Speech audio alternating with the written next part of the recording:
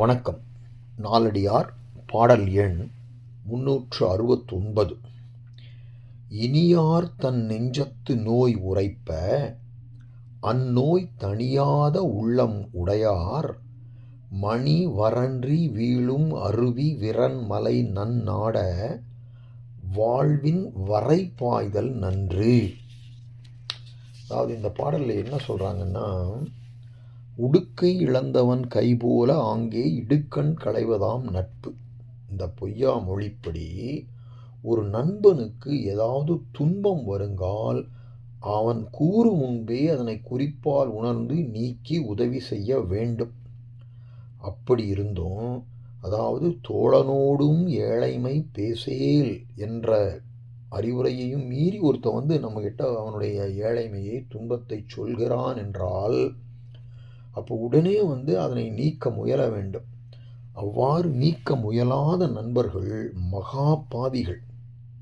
அந்த பாவ மூட்டையை சுமந்து கொண்டு உலகத்துக்கு பயனற்று வீண் சுமையாய் இருப்பதை காட்டிலும் போய் நல்ல மலை மேலே ஏறி அங்கேருந்து கீழே விழுந்து பாய்ந்து இறந்து போகலாம் அப்படிங்கிற மாதிரி இந்த பாடல் வருது.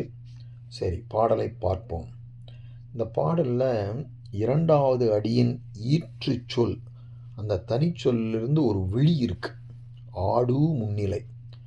மணி வரன்றி வீழும் அருவி விரன்மலை நன்னாட என்றால், மணி என்றால் விலையுயர்ந்த இரத்தினங்களை வரன்றி வாரிக்கொண்டு வேகமாக மேலிருந்து கீழே பாய்ந்து வீழும் அருவி விரல்மலை நன்னாட, வீழ்கின்ற அருவிகளை உடைய விரல், விரல் என்றால் வெற்றியை பெற்ற, எதற்கும் அசையாது இருத்தலாக வெற்றியை பெற்ற மலைநாட, மலைகளை உடைய நல் நாட, நல்ல சிறந்த பாண்டிய நாட்டை உடைய அரசனே.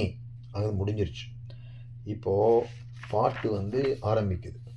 இனியார் தம் நெஞ்சத்து நோய், இனியார் தம் நெஞ்சத்து நோய் உரைப்ப என்றால், இனியார்னா இனிய நண்பர்கள்.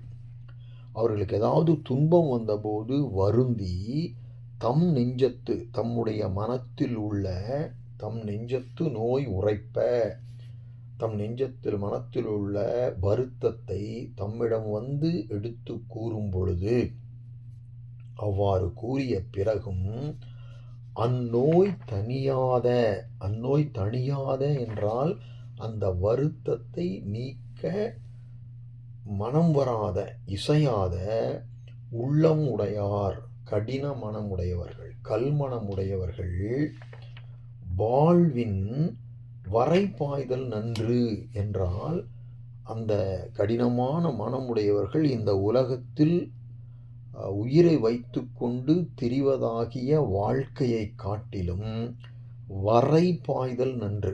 மலையில் ஏறி கீழே வீழ்ந்து உயிரை போக்கிக் கொள்வது நல்லது அப்படின்னு ஒரு சாபம் கொடுக்குறார். அப்படின்னா என்ன சொல்ல வராங்கன்னா, நண்பர்களுக்கு துன்பம் வந்தால் உதவி செய்ய வேண்டும் என்ற கருத்து இவ்வளவு நயமாக இந்த பாடலில் சொல்லப்பட்டுள்ளது.